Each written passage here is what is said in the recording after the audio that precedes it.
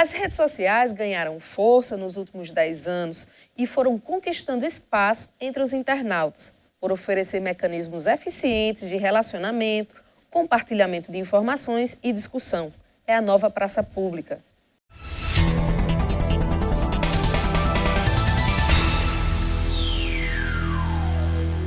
Por vezes defendemos nossa liberdade de expressão, mas nem sempre respeitamos a do outro. Na internet, queremos o direito de compartilhar o que desejamos, mas muitas vezes usamos as redes sociais de forma insensata e sem filtro algum. Para falar sobre o assunto, convidamos o professor do curso de Direito da Facisa, Helry Charriere. Professor, é um prazer tê-lo aqui mais uma vez, né? A gente já, em um outro programa, teve o prazer de tê-lo aqui conosco, agora de volta para discutir um tema que a gente acha que é do nosso cotidiano, do nosso dia a dia, está cada vez mais presente, né? Às vezes estamos numa conversa e nos distraímos com um chamado de um aparelho eletrônico instalado, né, conectado na rede. Mas dentro dessa questão do desrespeitar o outro, né, que às vezes a gente fica um pouco mais comedido quando é um frente a frente, um ao vivo, mas nas redes sociais é como se as pessoas relaxassem um pouco mais e achassem que poderiam, sim, fazer uma agressão e ficar por isso mesmo. O que é que o direito pode nos dizer em relação a esse tema? Veja só, Carla, a gente avalia a questão das redes sociais a partir de um momento de muitas contradições, né? Ninguém pode nunca fazer uma discussão sobre redes sociais, sobre mídia, sem observar que o momento é de profundas contradições. Primeiro, por quê?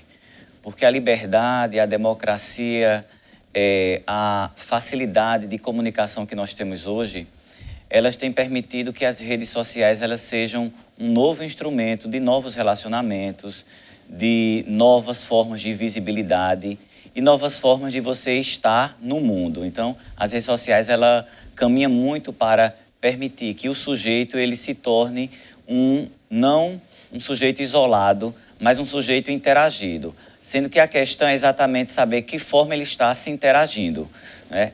E eu digo que é um momento de muitas contradições, porque no momento em que essas redes sociais elas se permitem redemocratizar as nossas opiniões ou flexibilizar as nossas postagens, elas estão também quanto instrumentos de controle. Elas são controladas, elas são manipuladas, elas são vigiadas. Então, esse policiamento que as redes sociais elas sofrem, elas não permitem que as nossas formas de expressão elas sejam filtradas. Elas são policiadas por um mecanismo ideológico muito maior do que aquele que nós pensamos. Então, é por isso que as redes sociais elas permitem uma liberdade de expressão tal, mas é uma liberdade de expressão que ela vai de encontro com os interesses de uma grande mídia. Elas podem ser até um mecanismo independente da grande mídia, mas, ao mesmo tempo, elas servem de instrumento de controle, de manipulação da opinião pública. Então, na medida que nós estamos tratando as mídias sociais quanto instrumento de liberdade de expressão, nós temos que ter também um cuidado que expressão nós vamos postar, que liberdade nós estamos tratando, exatamente para que nós não possamos tirar o direito do outro, a resposta do outro, ou o silêncio dos sujeitos, né, num momento de tantas turbulências de informações.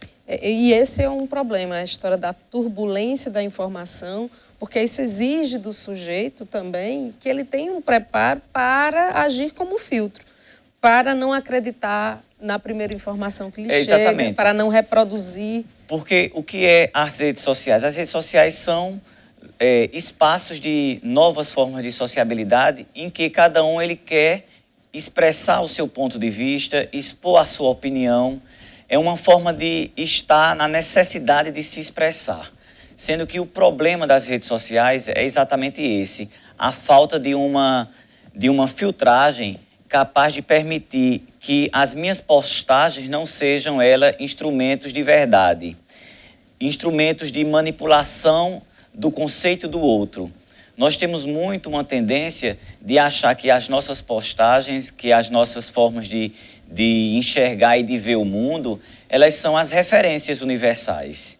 Talvez o pecado das redes sociais é achar que elas são instrumentos de comunicação de verdades inquestionáveis, de ideias consolidadas, sem nenhuma crítica, né? E isso faz com que todas as pessoas que estejam envolvidas nesse universo de tanta liquidificação de mensagens, de informações, permitam o sujeito achar que a sua mensagem é a universal. Ela compreende todo um contexto histórico, social, incapaz de sofrer crítica, incapaz de sofrer qualquer represália ou qualquer controle por parte do direito. Então, fica as redes sociais esse instrumento de que eu posso tudo, eu posso falar tudo, eu posso expressar da forma que for, mas, ao mesmo tempo, elas servem também de instrumento de manipulação. Quem é que tem condições de dizer que as redes sociais elas não são controláveis? Elas são controláveis, sim, por um organismo muito maior do que o que nós pensamos. Se nós estamos postando determinadas mensagens, nós temos também que ter a ideia de que essas mensagens elas são interconectadas por um interesse maior. Ninguém posta politicamente e inutilmente. O senhor acredita que as pessoas estão com essa consciência ou simplesmente... Porque é preciso fazer uma diferença. Uma coisa é eu produzir um conteúdo reflexivo sobre e outra é eu compartilhar do outro ou reproduzir conteúdo do outro que tá posto na rede. Né? E olha só, as redes sociais, elas têm uma capacidade muito grande de mobilização, né? de chamamento público, sendo que muitas vezes as redes sociais elas têm prestado a um desserviço de que essa mobilização sem o seu devido conteúdo, sem a sua devida politização. Então é muito fácil você determinar que as redes sociais elas chamam a coletividade a uma determinada opinião pública, elas formam determinada opinião pública, mas no vazio, de não discutir, de não tratar, é aquela questão que nós estávamos discutindo, a rapidez com que as redes sociais exigem que o sujeito interage. Então ele vai interagir sem se integrar ao conteúdo, à substância daquela informação, então é muito fácil postar e recompartilhar mensagens sem saber o seu interesse, sem saber o que ela está por trás. Vai no automático, não é, professor? Vai no automático. Tá, a gente volta já já. Vamos para o nosso primeiro intervalo. Na volta falaremos sobre os benefícios e malefícios das redes sociais.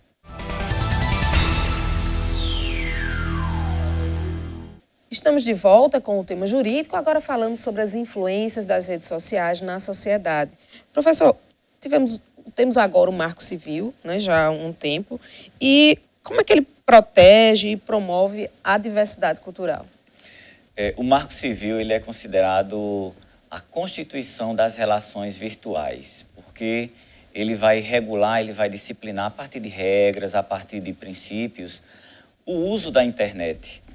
Porque não basta saber que você tem a liberdade de usar os mecanismos da virtualidade para novas formas de convivência, de sociabilidade, sem ter os determinados limites.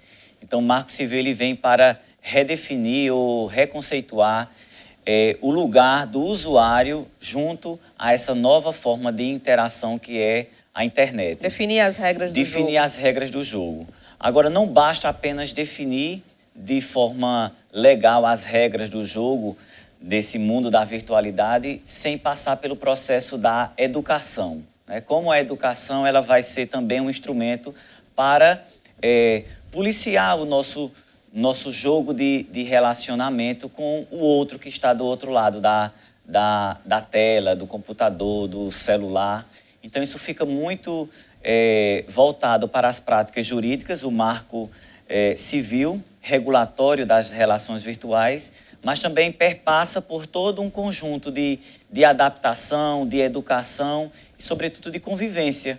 Como nós vamos conviver agora com essa nova forma de controle nas relações virtuais. Como é que fica, a partir do Marco Civil também, a questão da promoção da diversidade cultural nas redes?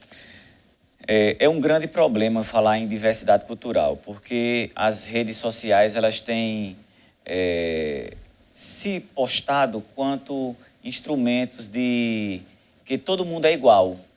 Isso talvez seja um grande equívoco. Você está nas redes sociais reproduzindo que todo mundo vive numa aldeia global, né? Isso é talvez um reflexo da globalização. Todo mundo veste a mesma roupa, todo mundo fala a mesma língua, mas a diversidade cultural ela vai em um caminho diferente. Ela vai promover que as diferenças existem, mas elas existem para qualificar o debate.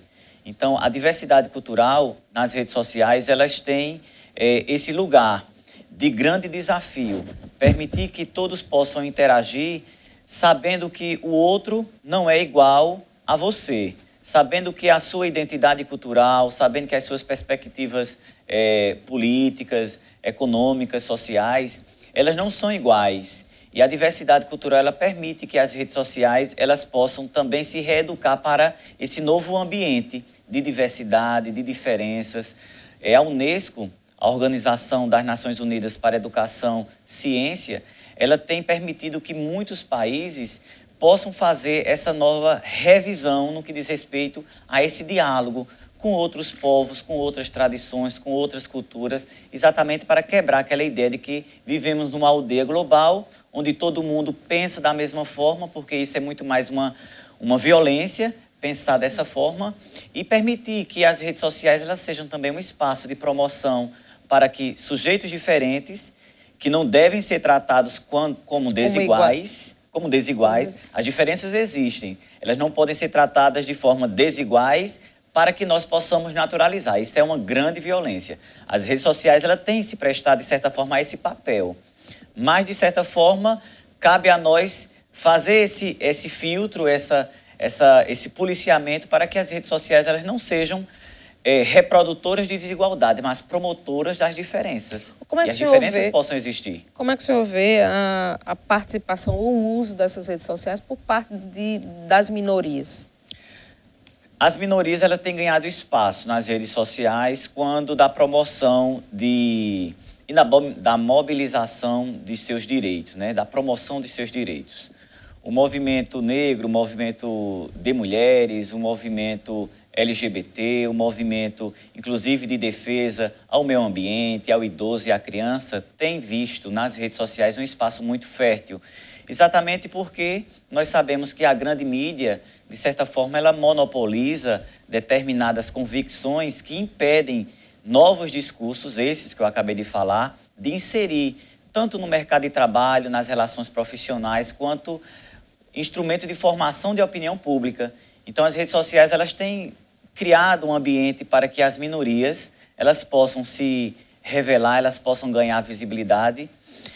Por quê? Porque a grande mídia ainda é muito conservadora, então não vai ter o espaço para que esses movimentos ditos minoritários, eles possam ganhar visibilidade e, sobretudo, reivindicar seus direitos. É a possibilidade do contraponto, né? Do contraponto. E mais do que isso, as redes sociais, elas têm também criado esse lugar de reclamação, né? Promoção de direitos e de reclamações. Reclamações por quê? Porque é um lugar para que você possa questionar que estado eu estou inserido. Que democracia é essa que não me permite falar dos meus problemas, falar das minhas angústias, das minhas paixões, se o grande foco da mídia é este e não aquelas minhas que durante séculos e décadas foram sufocados.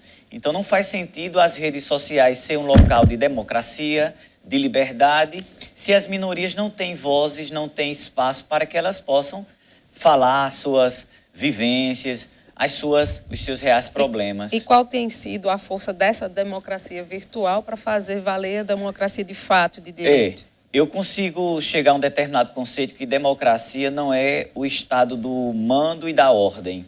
Democracia é o estado da promoção de direitos. Então, na medida em que essas minorias elas passam a ter direitos, inclusive de visibilidade nas mídias, é também uma promoção dessa democracia. A democracia é um estado e um país que promove direito, que fomenta direito, inclusive o direito de você opinar, o direito de você reivindicar, o direito de você contestar. E as minorias estão ganhando nas redes sociais esse lugar.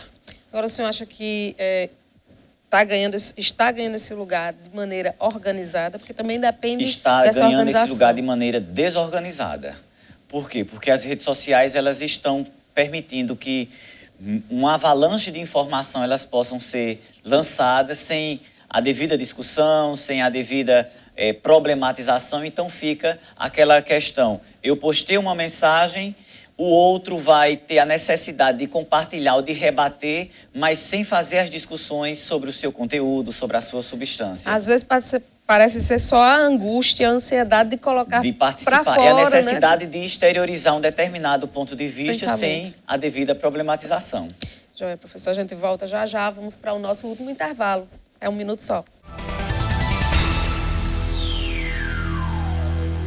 Casos que envolvem racismo, questões feministas que repercutiram nacionalmente são alguns dos assuntos desse bloco. Professor, a gente tem o caso aí de um artista, né, Karina, que teve a capa de um álbum, foi censurada na página do Facebook. Aparentemente é o local onde não há censura, mas ela fez uma capa, aparece com a imagem sem camisa e simplesmente foi retirado, né? E depois isso ganhou grande repercussão. Essa relação, de repente, é um espaço aberto, que eu digo o que eu quero, como eu quero, eu faço como eu quero, e, ao mesmo tempo, a partir do momento que eu tenho um número X de pessoas se manifestando contrária àquele conteúdo, simplesmente eu posso ter a minha postagem, a minha expressão censurada. Como é que o senhor avalia isso? Esses meios de comunicação, Carla, eles carregam profundos valores. Valores autoritários, conservadores, machistas. Esse caso da atriz, ela é muito revelador e muito emblemático, porque mostra a que veio as redes sociais. Se foi para permitir que as pessoas possam fazer do seu corpo um instrumento político ou um instrumento de exploração.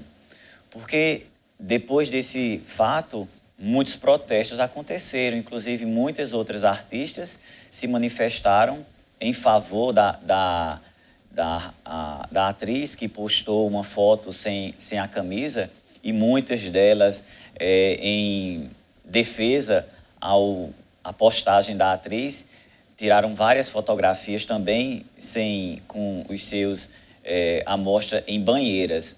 Ou seja, era uma forma de protesto àquela censura desarrazoada que foi feita pelo Facebook. Então, as redes sociais, elas têm esse caminho até difícil e contraditório. A gente tem aí um enfrentamento de forças, né? Aqueles que foram lá e reclamaram, disseram que não, e os outros não. Olha, não pode ser assim. Porque toda forma de protesto à violência sexista, à violência contra a exploração sexualizada do corpo da mulher, ela é bem-vinda. Principalmente quando as redes sociais elas se apresentam como instrumento de democracia.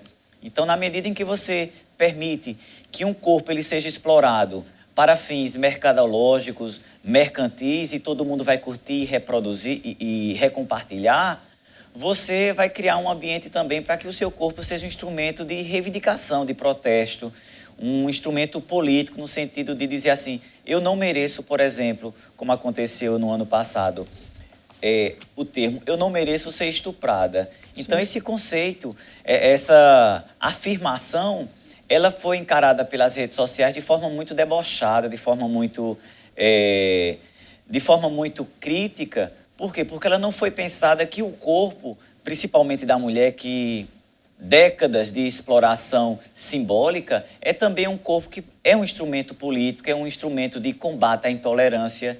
Então, se a população ela vai aplaudir, ela vai prestigiar um corpo associado a uma mercadoria como a cerveja, é também um corpo que ele vai ser agora um instrumento de combate a essa exploração e, sobretudo, um corpo de direito.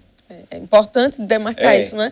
Se é para fazer a propaganda da cerveja, tudo bem, eu curto, pode. Mas se é para dizer, olha, este é um corpo que me pertence e que precisa ser respeitado. Que não merece ser violentado. Sim, porque a questão do corpo feminino nas redes sociais, ele tem sido uma constância. Primeiro, por quê? Porque existe um caminho para você entender a construção identitária do corpo da mulher nas redes sociais, que é aquela aceita por todo mundo, reproduzida, inclusive, de forma a fazer piadas, a comediar o lugar que o corpo da mulher exerce, ou da reprodução, ou da passividade, ou aquele corpo revolucionário, aquele corpo que está transgredindo a determinados padrões que ainda as redes sociais ainda não conseguiu encarar. Ela não conseguiu alcançar a dimensão de que o corpo da mulher não é aquele corpo de exploração, mas é um corpo também de poderes, né? É um corpo em que ela vai determinar o seu marco de respeito, o seu marco de identidade. Sem contar a questão da ditadura da estética também. Da né? estética. Que também está extremamente presente nessa rede, da mesma forma que acontece no mundo real. O fato da jornalista Maju é também muito emblemático. Sem dúvida, que aí traz uma outra questão, que é a questão da etnia, da raça. Por ser mulher, por ser um objeto de exploração midiático e por ser negra, já são identidades que as redes sociais precisam se reeducar nesse aspecto. Imagina, Carla, que, por exemplo, a jornalista Maju sofreu uma violência tremenda nas redes sociais, exatamente porque era uma mulher que estava em um lugar construído historicamente para os homens, mas mais do que isso, ser uma mulher negra. Sim. Então isso determinou uma certa reação, um incômodo, né? Muito grande por parte de pessoas autoritárias, conservadoras e violentas. Por quê? Porque aquilo só foi uma simples revelação do perfil da nossa sociedade. Sim, né? uma reprodução mesmo. Uma sociedade oligárquica, autoritária, racista, machista, que vê nas redes sociais o seu principal eco. Então, as redes sociais elas têm servido muito para que esse discurso autoritário ele possa repercutir. Cabe a nós fazer o policiamento também, fazer as devidas denúncias, mas ainda é muito forte. Eu acho que destrói muito os nossos mitos, né? O nosso fazer de conta que não somos racistas, e num momento como esse isso fica muito claro. Fica. E na medida que nós reproduzimos esse discurso que nós não somos racistas, de que nós não somos machistas e intolerantes, nós estamos reforçando a prática autoritária que as redes sociais elas têm construído para dizer que a mulher ela é explorada porque é normal. O homem exerce um domínio sobre a mulher porque é uma dominação natural. Então, na medida em que a gente naturaliza esses comportamentos e se silencia diante de determinadas postagens na rede social, nós estamos reforçando esse lugar de desigualdade existente. Quer dizer, esse lugar construído de desigualdade. Porque é um lugar de diferenças, mas ele foi naturalizado como desigual e cabe a nós fazer essa desconstrução. Sem dúvida, professor, adorei a conversa. Vamos desconstruir, vamos trabalhar por essa desconstrução. Muito obrigada mais uma vez. E obrigada a você também pela sua audiência aqui na TV Itararé e no nosso canal no YouTube. Bom final de semana, até sábado que vem com mais um tema jurídico da Facisa.